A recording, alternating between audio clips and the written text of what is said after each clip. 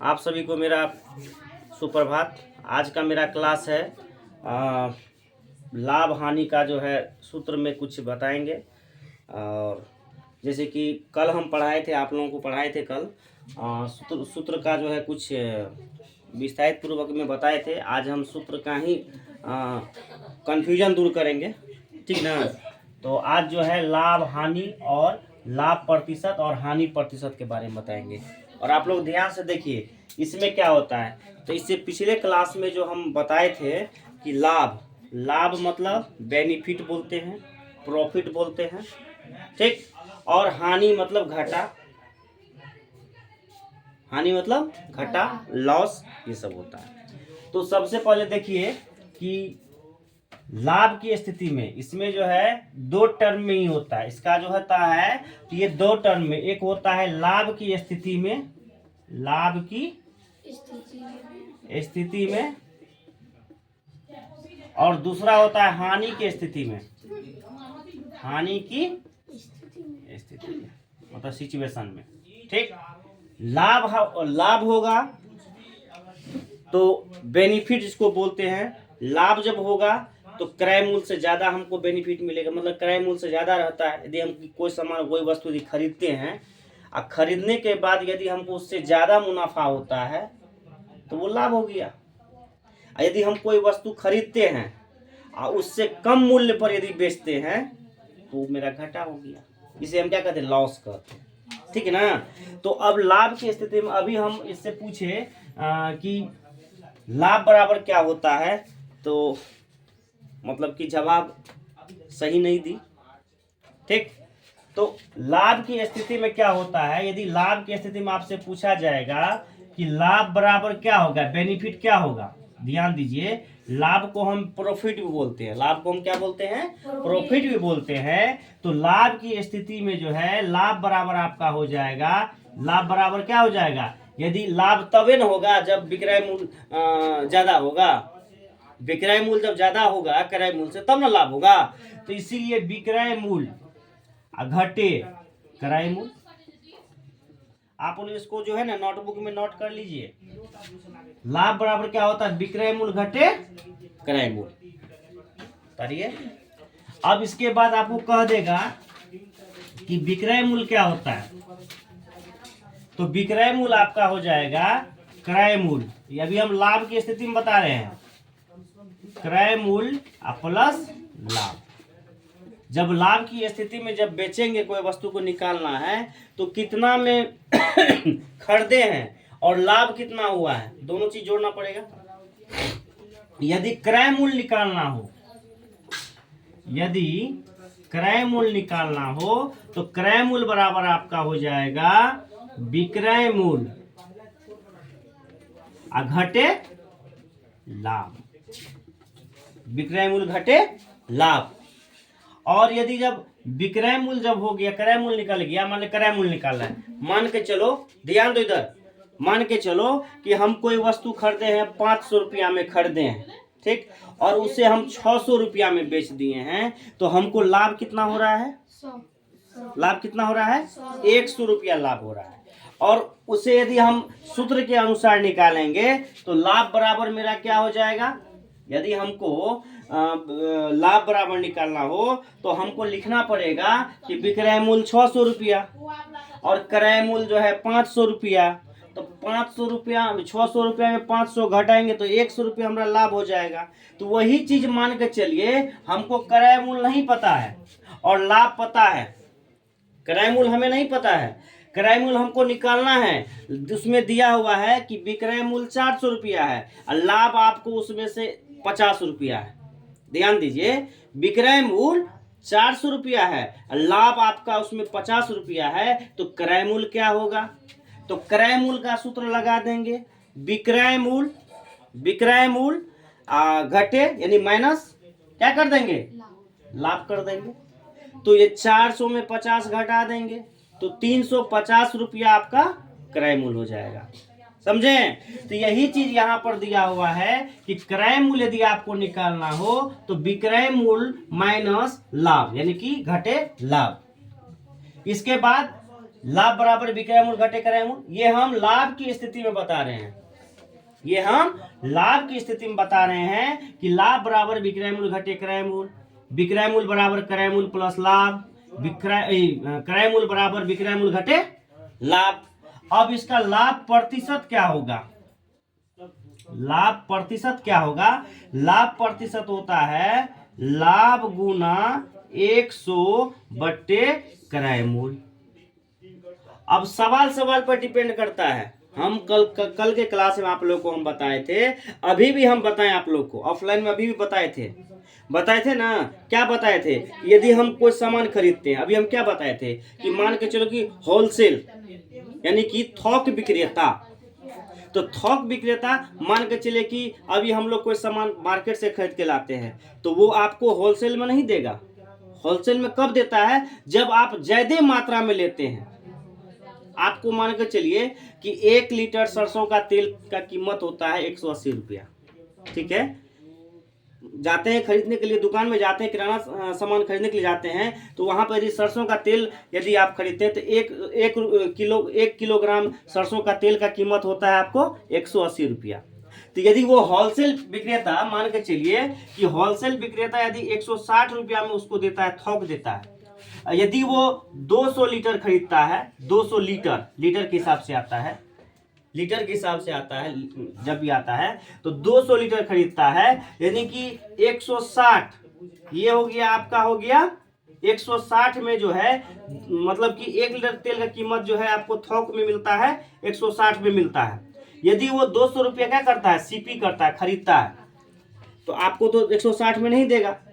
तो मान के चले कि हम लोग का जो है होलसेल में मान लीजिए कि फॉरबिसगंज है, फॉरबिसगंज से 160 रुपया में क्रय करके लाया, वो 200 बोतल खरीदा, मान के चलिए कि एक कार्टून में 12 पीस रहता है, तो मान के चलिए कि उसमें से 50 कार्टून खरीदा या 100 कार्टून खरीदा, मान के चलिए उसके अकॉर्डिंग, तो मान के चलिए कि वो 200 लीटर खरीदा, कार्टून में 12 पीस आता है, उसके अकॉर्डिंग जो भी निकले, लेकिन 200 लीटर खरीदा, तो 200 रुपये लीटर 200 लीटर खरीदा यदि वो, तो 200 गुना 160 करेंगे, तो 16 गुना कितना हो जाएगा, 32, 32 पर 302, तो ये कितना हो गया, कितना हो गया, 32,000 रुपया का जो खरीदा वो, मान के चलिए 32,000 रुपया उसका लागत लग गया तेल में। अब वहां से जो यहाँ तक लाया उसका किराया उसका हो गया, कितना हो गया, 1,000 रुपया हो गया। कहा कि नहीं, हम गाड़ी वाला जो 1,000 रुपया भाड़ा ले लिया उसको, फॉरबिसगंज से लाने में जो है उसका भाड़ा कितना हो गया।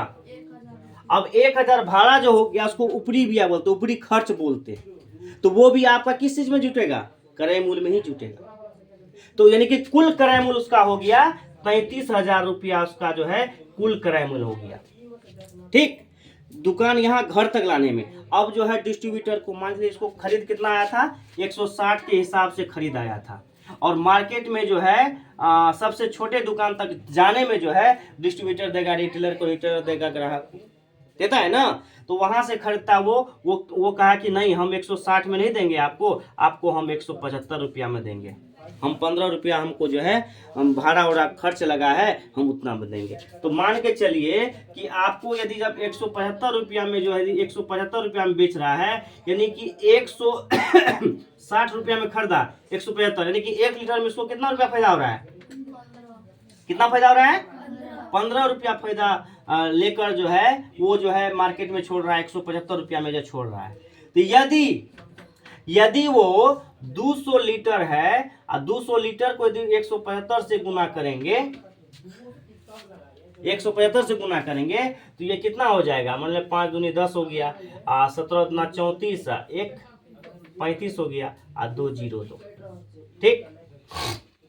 यदि 33,000 में खरीदा है, 33,000 जो उसको लागत लगा है टोटल कुल, और उसको 35,000 जो है उसको कुल आ रहा है, मतलब कि बेचने पर, तो फिर भी इसको कितना फायदा हो रहा है, मान के लिए 33 2, यानी कि आपको जो है 2,000 फिर भी फायदा हो रहा है, हुआ कि नहीं हुआ। मार्केट ऐसे ही चलता है। अब कोई जो है भर दिन, अभी हम सब्जी विक्रेता के बारे में बताए थे, कोई सब्जी लाया खरीद के, मान ले कि कोई प्याज खरीद के लाया 22 रुपया खरीदा, ठीक है, 20 रुपया खरीदा, वहां पर जाने का 20 रुपया, वहां से लाने में जो है मान के लिए भाड़ा लग गया, उसको उसमें ऐड कर दिया, यदि वो 25 रुपया यानी कि 23 रुपया 24 रुपया देकर उसको दे रहा है, उसको बेनिफिट हो रहा है, मतलब कि तुरंत लाया, तुरंत का बिक गया, उसको 250 या 500 1000 रुपया फायदा हो रहा है, तो वो न अच्छा है। अब छोटा मोटा जो होता है, बेचने वाले होते हैं, तो वो क्या करेंगे, वो आपको जो है 1 किलो करके बेचेंगे। अब वो जो है कि 23 रुपये लिया है किलो पर, जो है 2 रुपये हिसाब से वो बेचेगा बैठ के भर दिन। कोई जो है 1 घंटा में कमा लिया 250-500 रुपया, तो वो बेनिफिट है उसको, जैसा जिसको जैसा मतलब इच्छा होता है बेचने को, उसके अकॉर्डिंग। कोई भर दिन बैठ के सब्जी बेचता है, कोई लाया होलसेलर, तुरंत दे दिया, तुरंत उसको रफा दफा कर दिया, तुरंत जो है अपना साइड लग गया, खाली हो गया, फिर गया फिर लाया, वही कामें हैं। तो वो चीज़ अलग चीज़ है।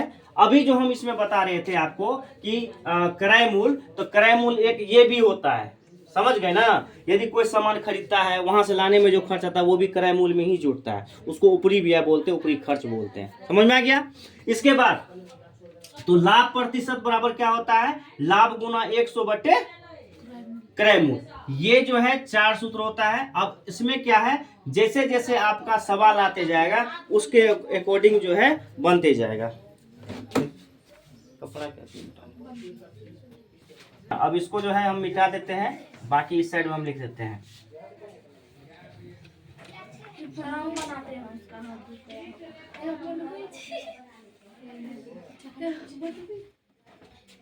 तो ये जो है आपका लाभ की स्थिति में ये 4 सूत्र है आपका। लाभ बराबर विक्रय मूल घटे क्रय मूल, विक्रय मूल बराबर क्रय मूल प्लस लाभ, और क्रय मूल बराबर विक्रय मूल घटे लाभ, और लाभ प्रतिशत बराबर होता है लाभ गुना 100 बटे क्रय मूल।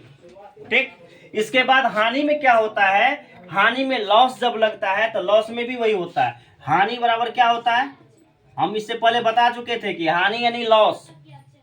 लॉस मतलब क्या होता है, हानि। हानि बराबर होता है क्रय मूल घटे विक्रय मूल।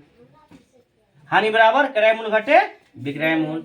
यदि आपको क्रय मूल्य निकालना है, यदि आपको क्रय मूल्य निकालना है तो लॉस जब लगेगा, एक बात बताइए आप लोग, मान के लिए कि इस मार्कर का दाम है 10 रुपया, इस मार्कर का कीमत है 10 रुपया।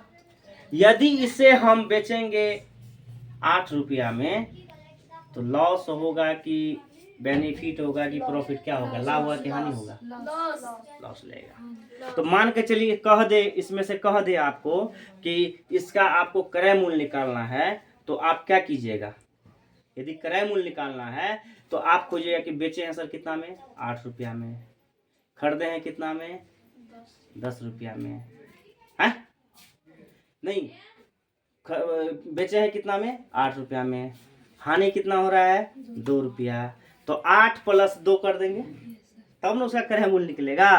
तो मतलब कि आप विक्रय मूल्य प्लस हानि, इसका हो जाएगा क्रय मूल्य जब निकालेंगे तो ये आपका आ जाएगा विक्रय मूल्य प्लस हानि। अब मान के चलिए जितना में बेचे हैं लॉस न हुआ है, जितना में बेचे हैं उतना, जितना हानि हुआ है, दोनों को जोड़ेंगे तब तो क्रय मूल्य निकलेगा।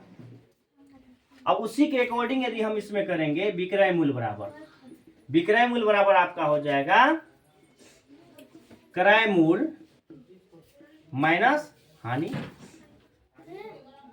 आप लोग को फ्रेश से नहीं दिखता होगा, मोबाइल हिलता होगा, उसके लिए माफी चाहते हैं। ठीक। इसके बाद जो है एक आपका आता है हानि प्रतिशत। हानि प्रतिशत बराबर होता है हानि गुना 100 बटे क्रय मूल्य। हानि गुना 100 बटे क्रय मूल्य। तो यही 4 सूत्र है। सूत्र तो और आगे आता है, जैसे जैसे सवाल आते जाएगा वैसे वैसे जो है सूत्र भी जो है आते जाएगा, और सवाल जैसा रहेगा उसके अकॉर्डिंग। लेकिन जो है फिलहाल जो है बेसिकली जो है ये आपका जो है ये 4 करके जो है 4 सूत्र जो है तत्काल अभी यही है बेसिकली आप लोग के सिलेबस के अकॉर्डिंग।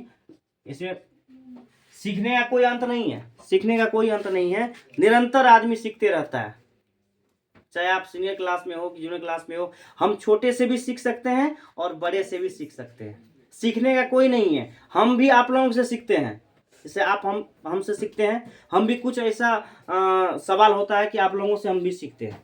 तो इसीलिए सीखने का कोई उम्र नहीं होती है, कोई उम्र सीमा नहीं होता, कोई लिमिट नहीं होता है। अब मन में यदि ऐसा रखेंगे है हम कैसे छोटे से कैसे हैं, हमसे तो छोटा है उससे हम सीखेंगे, यदि मन में ऐसा विचार है तो ये गलत भावना है, ठीक है। ऐसा सबका IQ जो होता है, बुद्धि लब्धि जो होता है, IQ जिसको हम बोलते हैं IQ, वो सबका अलग अलग होता है। किसी किसी का क्या होता है कि बुद्धि यानी कि तेज होता है, उसका ज्यादा होता है बुद्धि लब्धि, IQ उसका ज्यादा होता है, तो वो क्या करता है कि यदि वो जूनियर क्लास में भी है तो सीनियर क्लास का सवाल बना देता है। जरूरी नहीं है, हम भी उससे सीख सकते हैं। अभी भी हम भी सीख ही रहे हैं, हम ही नहीं कहते हम पढ़ा रहे हैं, हम भी आप लोगों से सीख ही रहे हैं और वही चीज़ आप लोग पर जो है लागू करते हैं, वही चीज़ आप लोग को बताते हैं। बस आज का क्लास इतना ही।